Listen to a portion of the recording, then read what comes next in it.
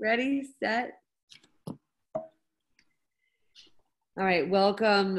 Thank you, folks, for hanging in there with us. We had a little bit of a link snafu here. I'm so excited to have Azikiwe Mohammed for our Thursday series of live studio visits and artist interviews, and Carolina Wheat, curator at Artfare. And what a pleasure it is to have you, Azikiwe. I've been following your work for, I think, 4 or 5 years now, since you won the Rema Hort Foundation Award. Congratulations. Thank you. That was a very strange thing to have happen. Yeah, I mean, it's got a type of prestige, I suppose. I mean, you've had a beautiful solo show at the Knockdown Center, a large, almost retrospective at SCAD's museum. You've presented work at Anna's Arena, having a solo show. You've definitely have some incredible exhibitions, installations that I've been blessed to been witness to as well at spring break for the last few years. And we're just really excited to have you here today and talk a little bit about what makes you you and your art, Azikiwe Mohammed's art. Yeah, people somehow aren't bored yet, which is good news. You're always, what is it? You're always one hit away from your greatest failure, right? I think that's the phrase somebody never used. But also, yeah, it's a pleasure to be working with somebody with as wide a practice as you, Carolina, whether it's your own work, whether it's Elijah Wheat in the curatorial sense, whether it's the curatorial sense added to a financial sense in terms of art fair. It's a pretty wide circumstance, and as somebody that happens to do a wide variety of things, it's always nice when somebody looks across the table, right? I think that's a good way to think about it. So thanks for looking across the table.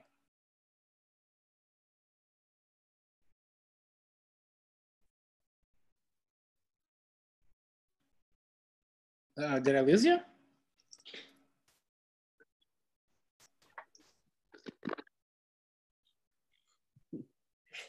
I'm having this says internet connection issues now. Is Mercury in retrograde? What is going on? Well, thank you so much. That was really kind of you to say so. And the work. Mm-hmm. But you are now in your studio. You are back. You're there. You're making work for a couple of things coming up, which are really exciting. We're going to hear about. But your studio is in Jersey, correct? It's in Newark, is it? Or Jersey City. It's at Mann Contemporary. Mann Contemporary. It's fantastic. Yeah. And so you're making the commute out, and you're there now. I know we had talked briefly about you taking a little break from quarantine lockdown styles. Did you make any work while you were home, or did you kind of just take this as a rest? Well, the trick about this specific circumstance that we all have ended up in was that timing-wise, I had planned on taking some time after spring break, art show. Spring break, it comes down, I think March 18th was the final day, and March 20th, we all kind of got locked in our houses. So I'd like to apologize to everybody. I had planned on me being locked in the house, but not everybody else being locked in their homes. I feel like it's my fault. I just wanted to say I apologize. So one of the things that I had planned on, because last year was very long. I was home maybe 3 months cumulative out of the year. Those months were towards the end of the year, so I could focus on the show at Anna's Arena. And then, material art fair with Beverly's and Spring Break, both Los Angeles and New York. But then spending this time looking at what it is that my hands made last year and what they need to make going forward. I started letting more paintings out, but it's a wider story than just the paintings.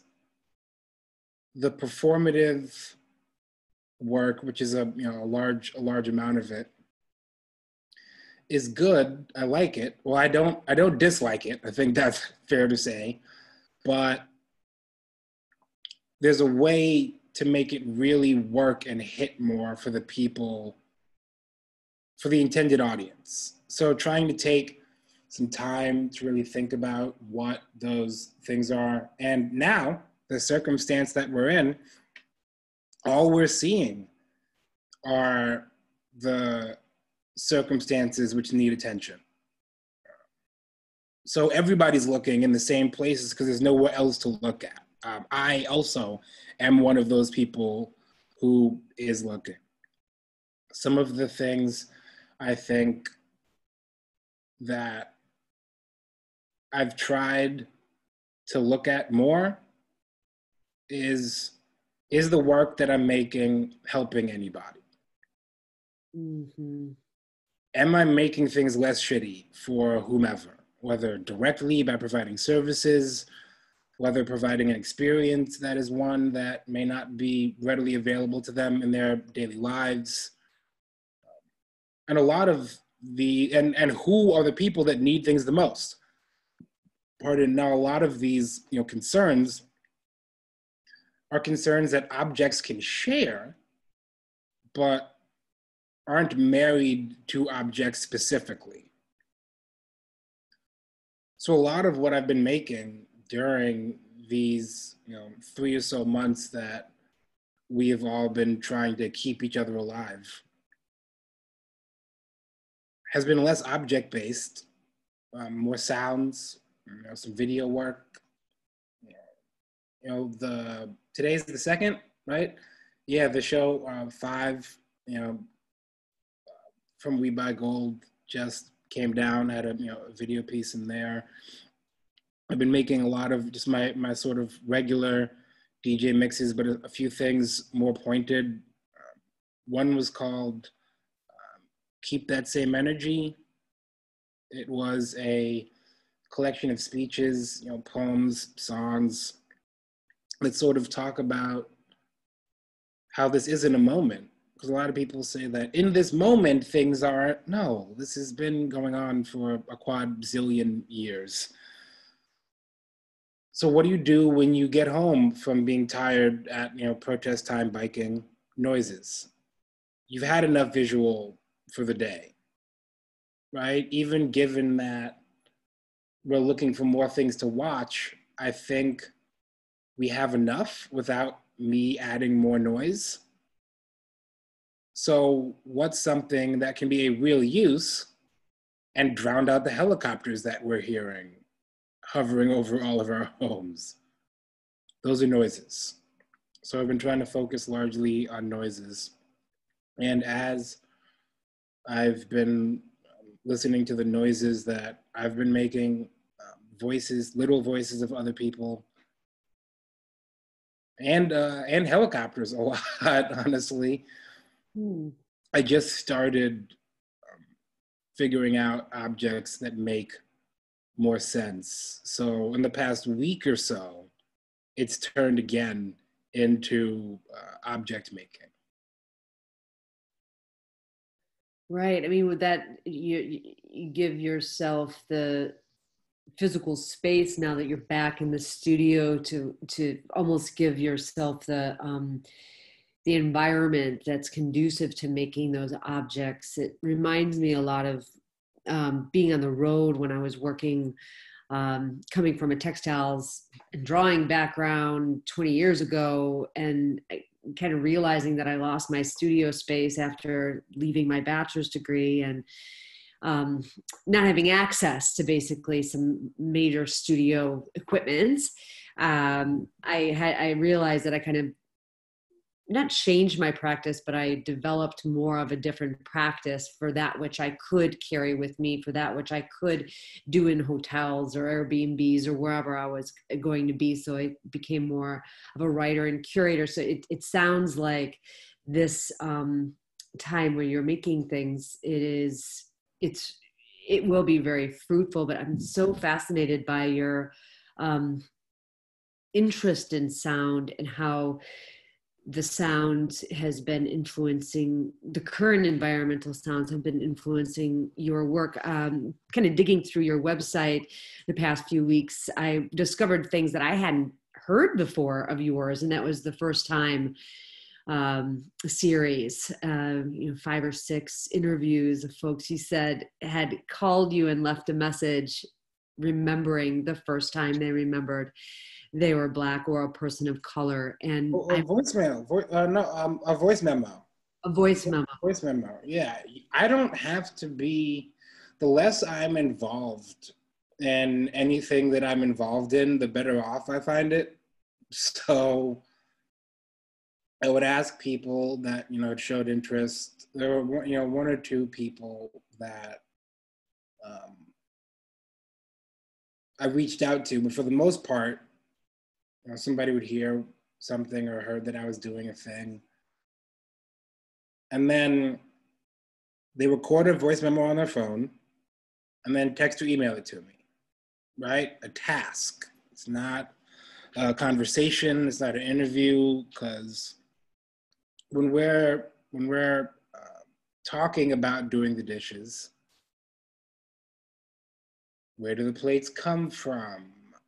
Why are we eating this large meal on this kind of small saucer plate? Like, there's a lot of different conversational directions based on my relation to the cookware, based on your background. Maybe you're a ceramicist, and that goes into a whole.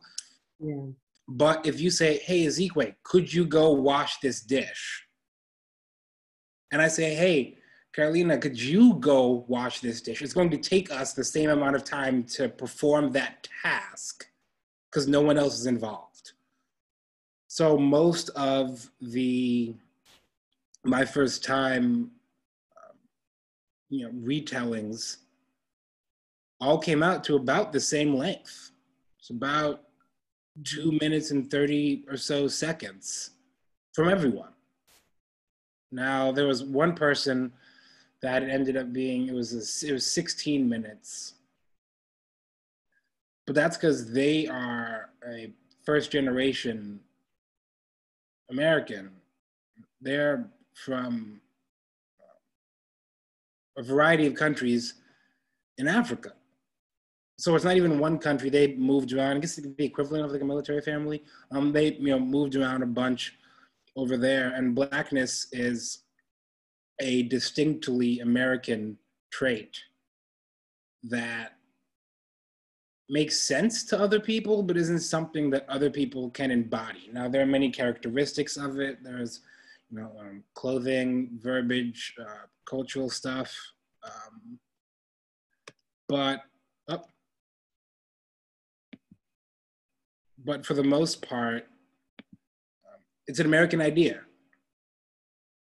So he learned what it is to be Black as he spent more time here.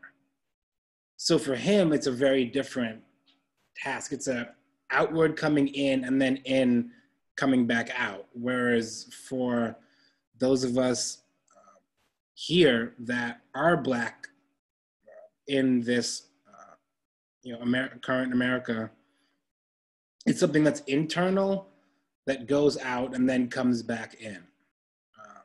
So it's switched. And apparently that switch adds 14 minutes, which cool. But in total, I would say there are 25, 30 of these. I just have to get them off of the tapes that they've been put on, and then turn them into the record. moments. Yes, and that was one part of the works that you could hear the lo-fi quality, the grainy quality of the records themselves being played for the recording. So the voicemail becomes the record, becomes this MP3 that we're listening to. So that kind of idea or metaphor of translation is even more poignant because the experience is transferable, or I mean, maybe even an understanding that the experience that they're sharing is quite private as well as personal, and all of the filters to kind of get to it, the audience becomes a little bit more removed from that actual feeling within the voicemail, yet you still are hearing very clearly their thoughtful experience. And I appreciate that. And that's one of the nice things about having, you mentioned it's a very private moment. It's private until you realize that so many people have, any Black person has a version of that story. It's just a super, super easy thing. Whether you think about it or not, frequently is a different thing, but everybody has a version of that.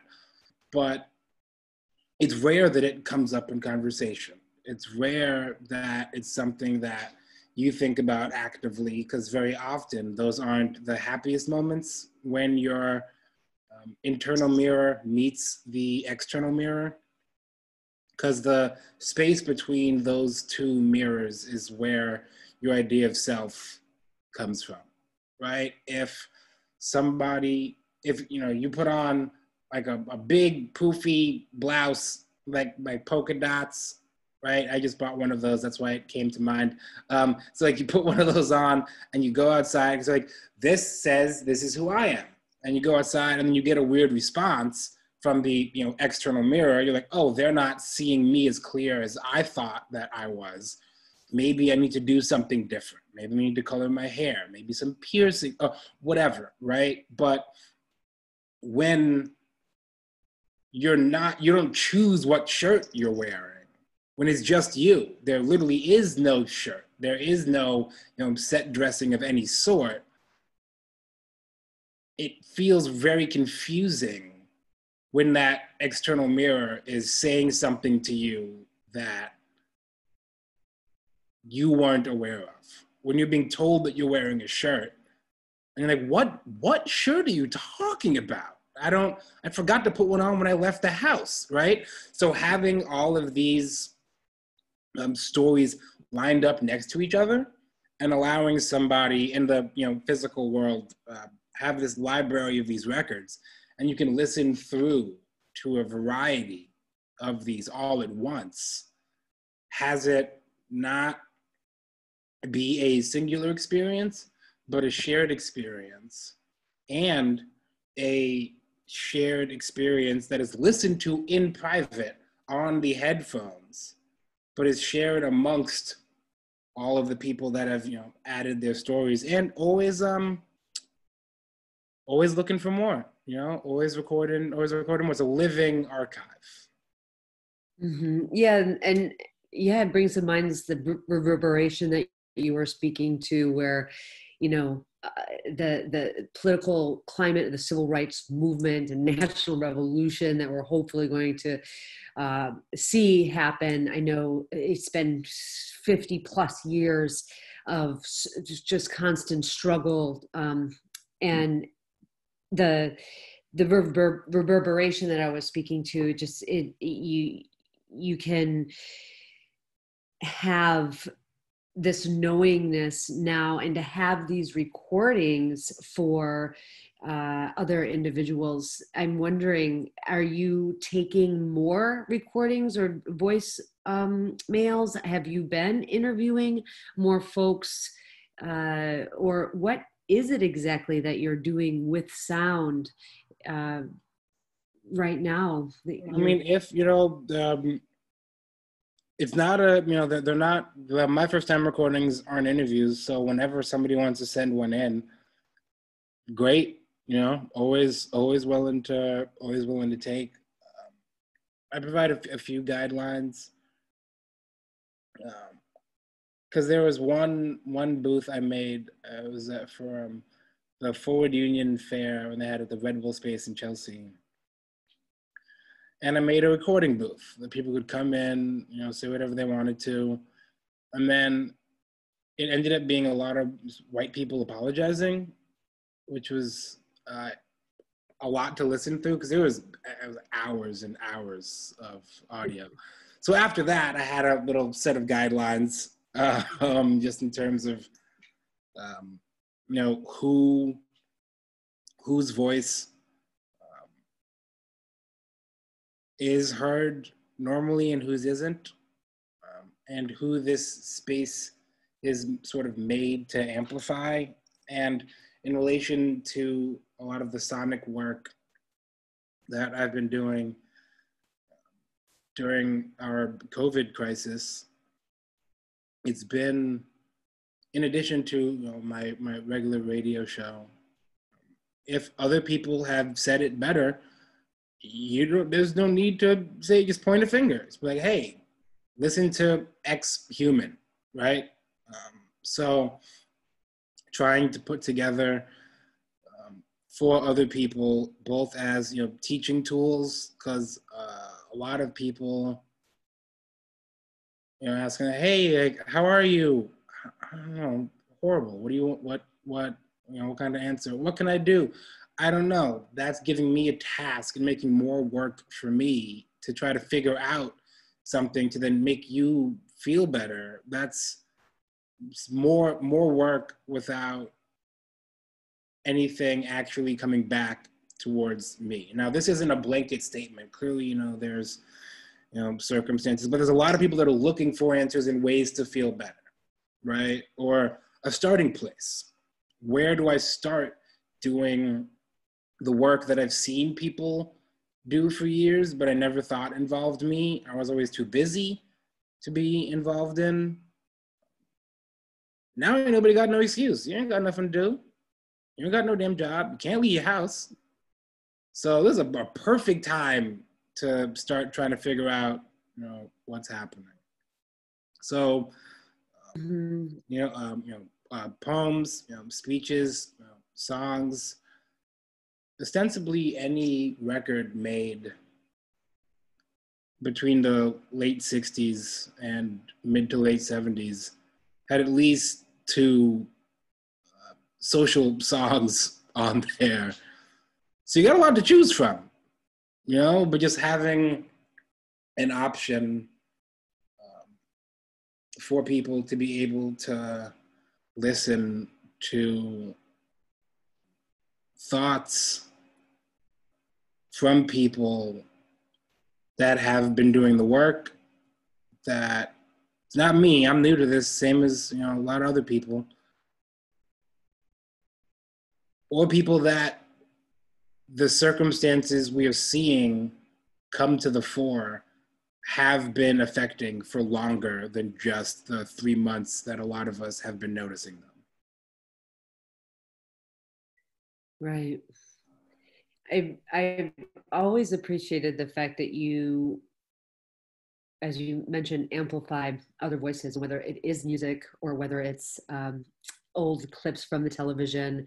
And I'd like to hear a little bit more about, too, your interests and prowess truly in getting some of this analog data out and back into the public. And like a lot of your video mixtures, even the equipment that you use a lot happens to be patched through like this extraordinary lengthy explanation of through the mica to this, to the RCA, to this. Your patching capabilities have always really been impressive. And I'm interested in hearing a little bit more about how these found sounds, these found videos come together, and why a lot of times the analog presentation is so important to you. it's warm, you know? There's warmth there. And there's enough coldness without adding more cold. Nobody needs that. So whenever possible, make it as warm as possible and trust the source, trust the origin source. If it came on a high tape, keep it there. There's a reason somebody put it there, didn't digitize it, didn't transfer it. Maybe they weren't financially able to. But chances are, they went shopping around, they looked for the item that made the most sense for them, because all items that we bring into our lives are receptacles for memory, some more than others. I think of imaging devices as pretty large receptacles, equally as large as clothing, because our physical skin falls off into the clothes, your hair gets, right? You ever do laundry in like a public laundromat and it comes back with a whole big brown tuft of hair? You're like, I don't even know anybody with brown hair. Like, what's happening here, right? This is, because that is one of the items that takes from us while it's giving us a means to create new versions of ourselves, right? So stick with it. If it's a high 8 tape, figure out how to get that out so that other humans can see it. Because for many Black, brown, and marginalized people, creating, or I like to say freezing the circumstance, is as far as they think, because we don't expect to live extraordinarily long lives, as we are told and reminded very frequently. So every day you wake up, you won. You already won. You beat out the odds that you weren't gonna make it to another morning time. So whenever you're kind of collapsing these memories, experiences, circumstances into a physical item that you would be able to hand off to somebody else, you're so excited that you made it again, that you made it to another birthday, that putting the item, the experience, into the item, you're already tired. That's a lot of work. Figuring out how to get that into a computer or send that out and share that. Now, with a lot of the technology that we have now, it's gotten easier and easier. So we're starting to see more of these videos. We're starting to see more of these moments that used to only live and die on these tapes. But that's where a lot of this comes from, is the fact that we don't have the time, we don't have the extra brain power to take that added step to send those memories out, so they live inside of the capture device. So then it ends up with a CD player that has somebody's funerary playlist in there, and a tablet that'll have one video on it, VCR handy cams that have tapes still in the, a lot of these capture devices, a lot of these collapsing tools, and the proof of how many of them that there are is proof that this isn't a weird made up circumstance like many of my ideas are. Most good ideas start as foolhardy plans until you drop the foolhardy part, see the tasks, accomplish the tasks, and then you can hand them back out to other people. And then handing back out requires a lot of cords and a lot of plugs. So to honor the memory of, you know, whomever, whether they are, you know, with us, or oftentimes you would, you know, just assume not.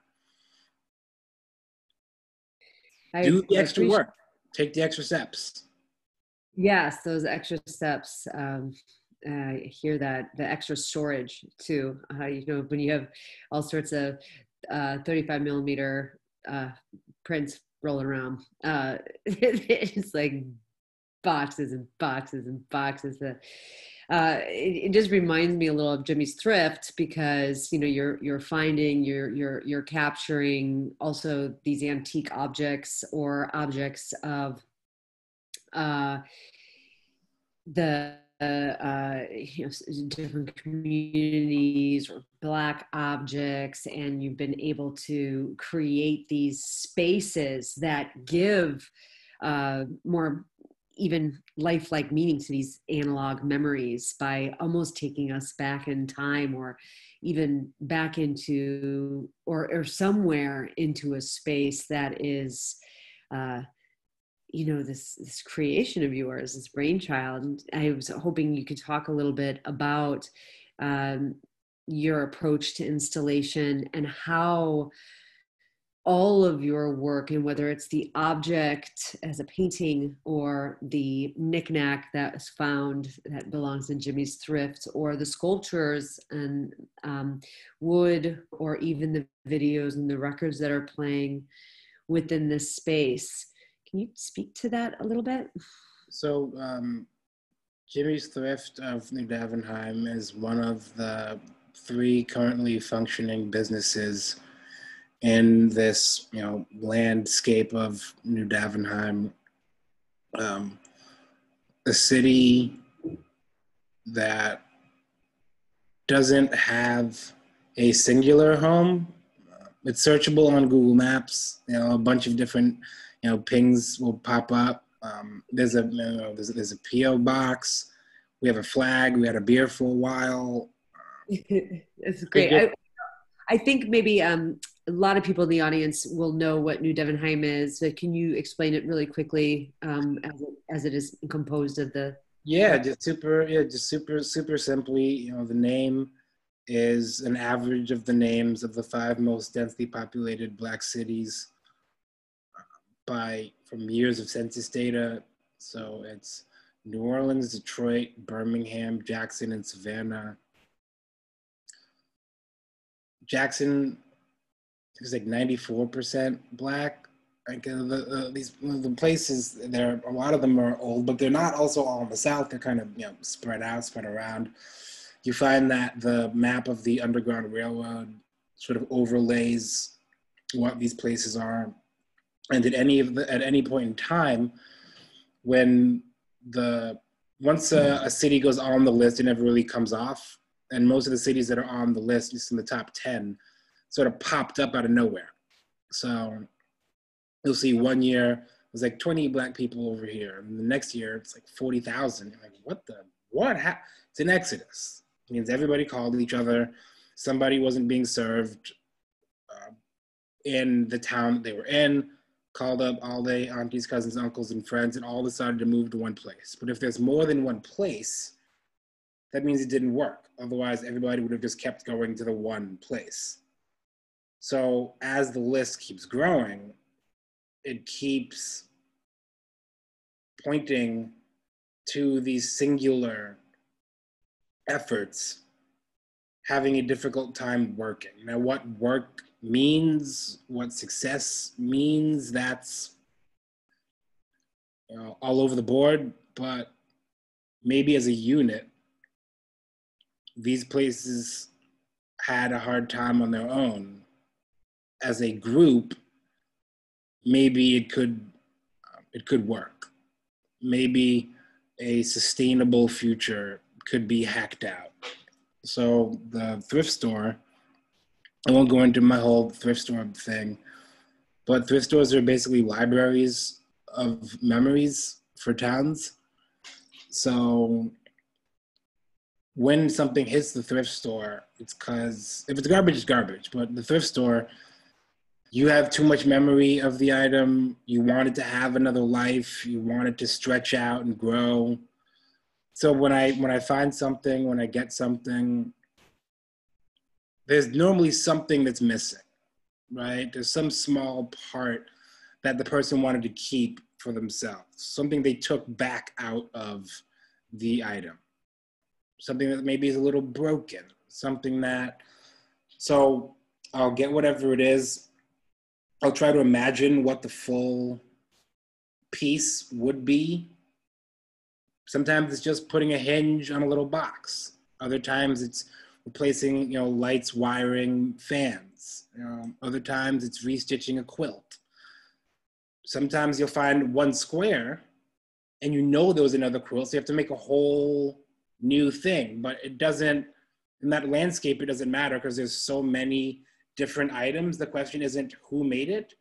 The question is, where do these things come from? And where is a question that you ask of a location. And the location is New Davenport, right? So I'm able to subtract myself as the maker by the variety of items, found, fixed, made. Because then once you have like 10 or so things kind of laid out, you're like, oh shit, there needs to be 3 more. There's clearly 13. So you just make those other 3, and then it just feels correct. It feels complete, right? And I'm sitting there as Jimmy, the proprietor of the thrift store. So if something's missing, you can just tell me. If something's wrong or if I got something off, I'm just sitting there. So let me know, and then I'll fix it, because it's unfortunately kind of a functioning store. So got to keep inventory.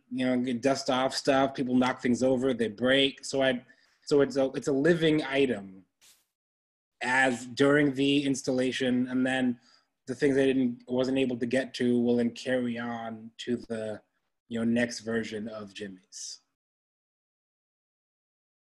Right. And many of your paintings live within the space too. Is this correct? A few. I try to keep it light.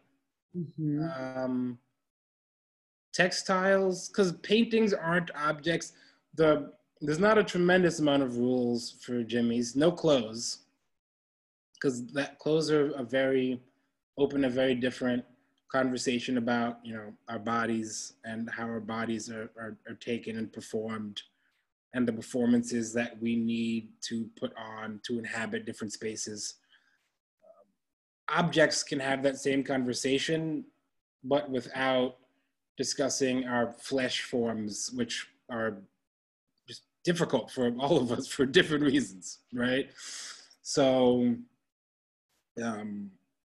paintings are objects that tend to stare out at people and monologue towards them without asking you. It's the person that goes, "Hey, how are you?" and then walks off, right? Or it's like a question as a greeting, which always feels weird. No, whereas these other objects will ask the same question but wait for an answer, right? And then respond with another question based on what your answer is. So I try not to have straightforward paintings, but painted items. So there are painted mirrors.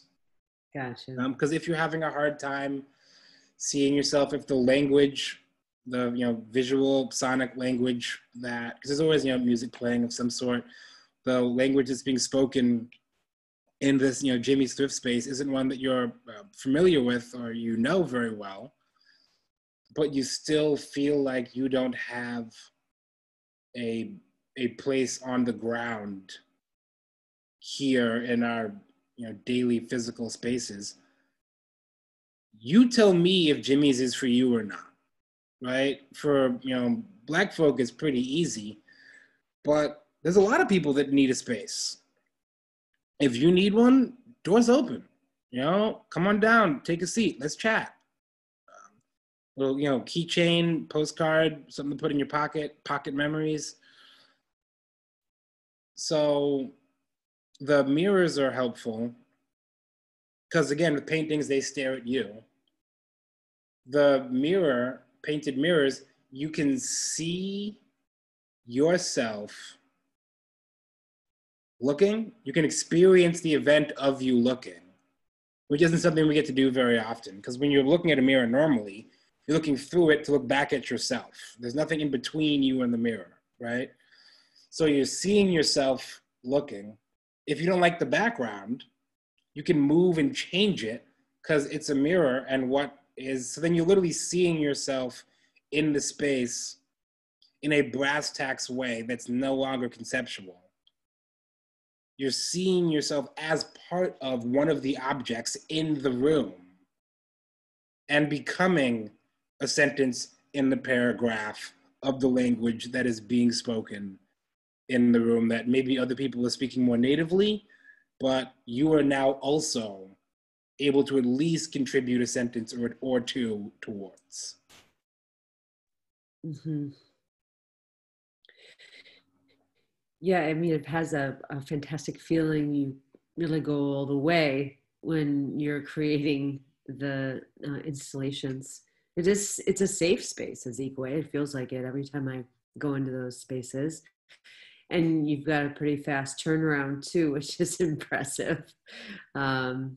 The one thing I was going to ask was also about then where do paintings fit for you when you present your paintings? What is it that you're looking for, and the combination of the curation of the paintings? I know that I own your food book, and that's really wonderful. And I know that there's always been the kind of food knockdown center themed content in the paintings. Yet you also work with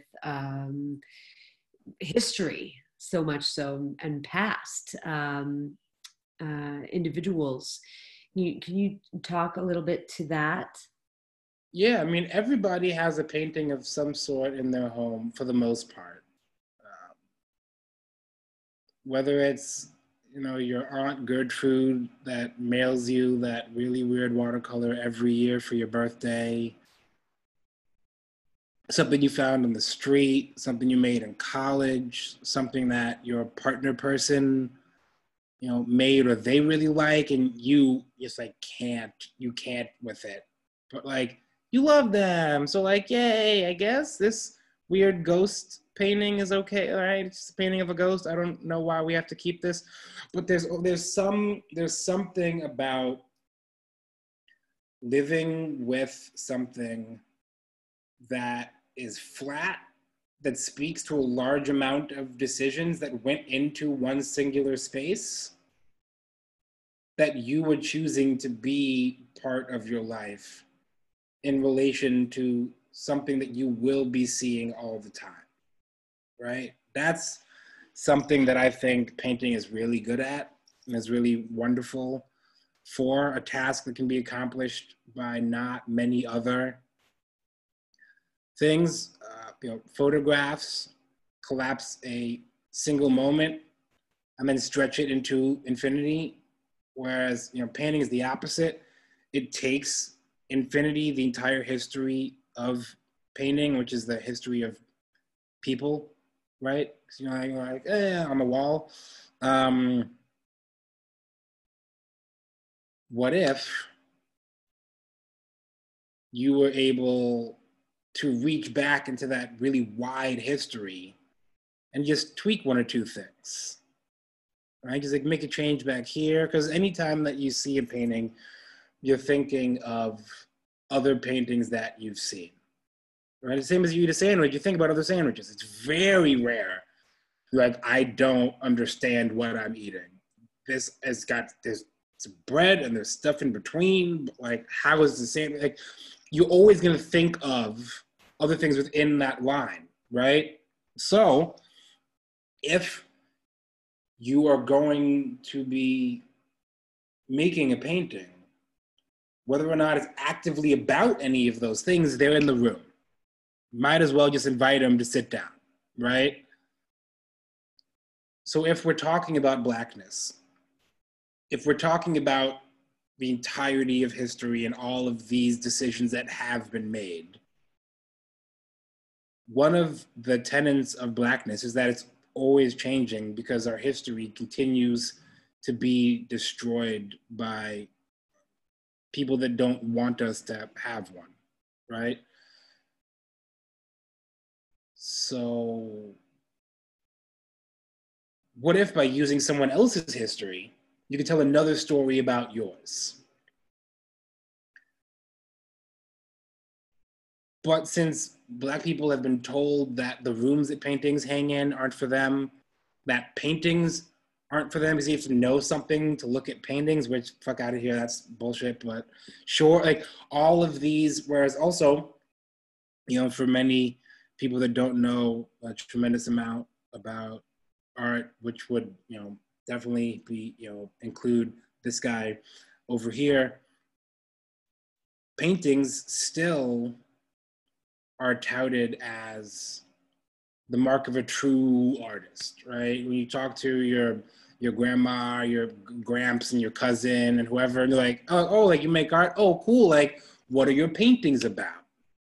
Right? Very rarely are they going to say, oh, like, tell me about your performative practice. It's not coming on the table here.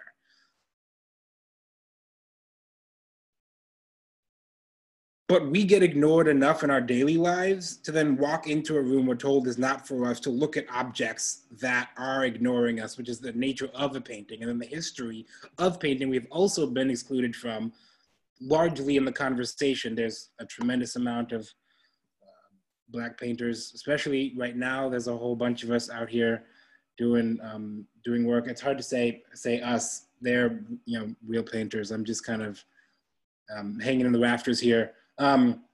What if you could make paintings that didn't ignore you? What if you could make paintings that weren't complete until the person entered the space of that object? The same way that one does a sculpture. The same way one is forced to with a performance. My body could never do that. Wow, that's intense. That must hurt. They're doing that for a long time. You understand it. You have a body, they have a body. You can understand it from a physical standpoint. Sculpture, you walk around it in a circle. I'm taller than you. My knee's a little bit bad. I limp to the right. So I'm able to have a different experience with it than you are. So then based on your body, it meets with the sculpture. Why does that have to be excluded from painting?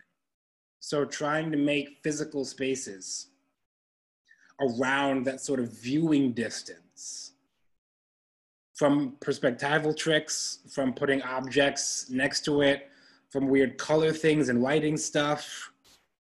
Was one of the paintings in Spring Break, New York this year, Elma's Cheesecake, if you're standing on the left, then the plate that it's sitting on is just gold. But if you stand over to the right, it flashes blue.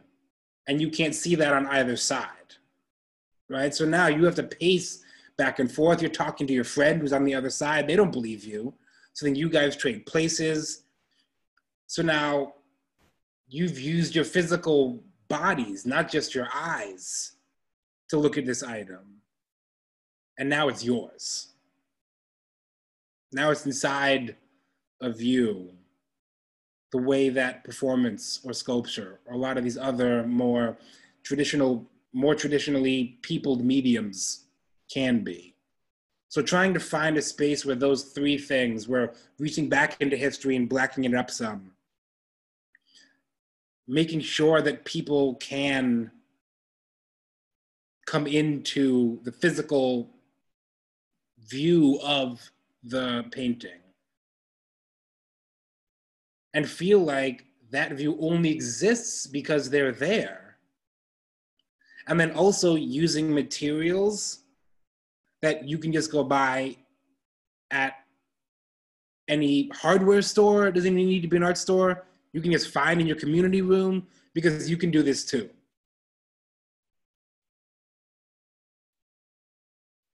Yeah, do you, can you give us an example real quick of one or two of your paintings I know you have lying around Yeah, sure. before we Let's jump take a off look. this call? Because let's pull it up a little bit.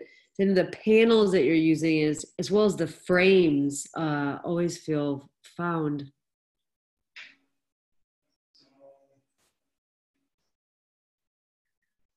So here's one. This is a new one. Yeah. Right? We got one. There's one here. Let's see what else we got.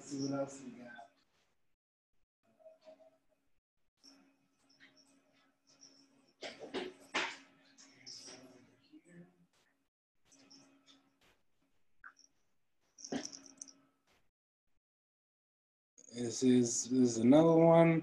I got one more that's fully finished. We're in the process of making a bunch of new stuff.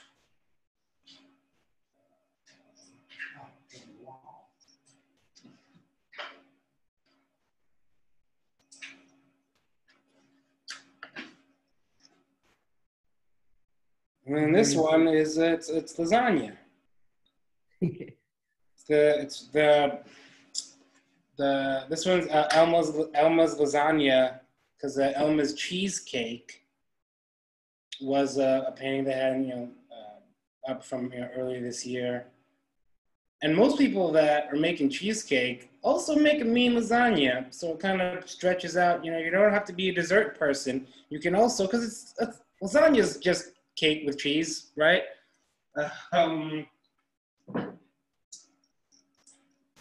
So yeah, those are some of the new ones. Very nice. And those frames come from Jimmy's Thrift? No, these frames just come from hunting around. For me, the frame comes first, and then it makes sense what goes in it, right? Because it's one object. It's not. That's why when I give the dimensions of any of these things, it's measured in the frame. It's not like framed and unframed. No, because it's one item. Right. The colors from the frame and the space, because this one is really nutsy. I don't know if you can see how deep this thing is. This is ridiculous. Oh, yeah. Like, what? Say like a solid 3 inches in here. If you look at the back, look at that. What are they doing? Who's doing that? Right? So it just became very clear that this was what made the most sense to say hello to its friend. Oh, those are wonderful. And we're extending it just a little bit since we started a little late, but I know that I'm talking a lot about this transdisciplinary / performative nature within your work, and it's so inclusionary and accessible. It's fantastic. And I'm wondering what's in store. You're working on some sound stuff. I know you've got a couple things cooking. Can you tell us a little bit about those things? Yeah, I guess let's go in order. So coming up with you is kind of a 3-pronged show. Strong Room up in Newburgh. Gonna have the New Davenheim flag flying from the pole up there. And then that is going to be sort of the first version of a idea that's been long running. The New Davenheim Food Bank, which is just what it sounds like, just giving out food. Who's hungry? Come get something to eat. Everybody's got to eat something.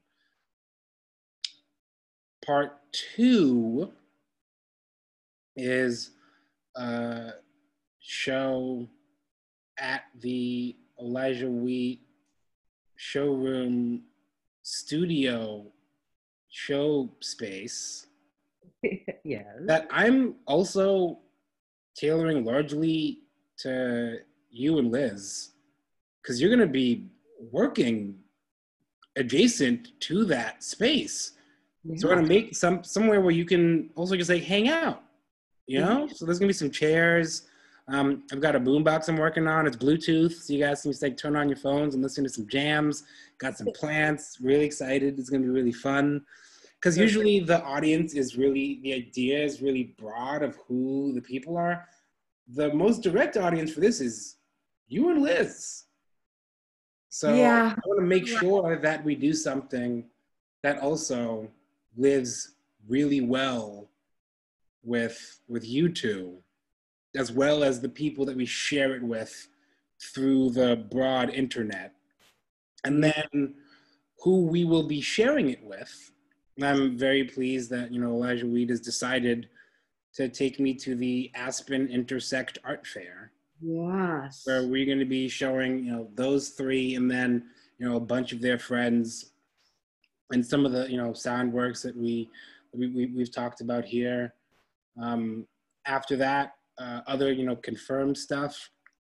I'm going to be heading to 154 African Art Fair with, you know, Mindy Solomon, with a wonderful group of artists. You know, she's always great. It's It went awesome. really well last year, so let's give it a round two, right? Super stoked.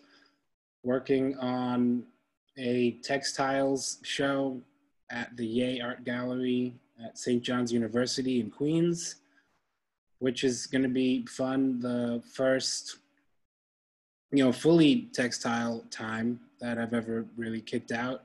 Most of the textiles are going to be based on, you know, stories that we get from Queens locals and Queens natives. Have those stories concretized into the oldest storytelling medium out there, right?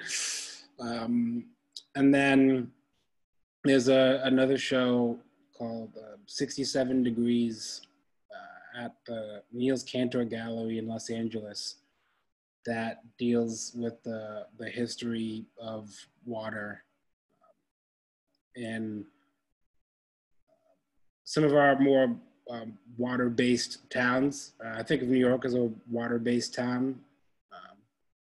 Los Angeles, Miami, and the name is the average temperature of the water in the ocean.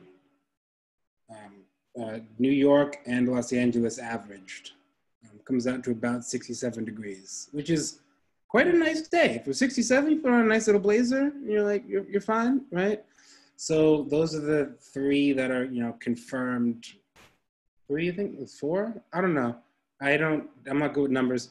Those are the ones that are confirmed right now. And then, you know, we're working on a few other things. But it's nice that even in this kind of spooky landscape that we have, you know, people are still interested in seeing stuff.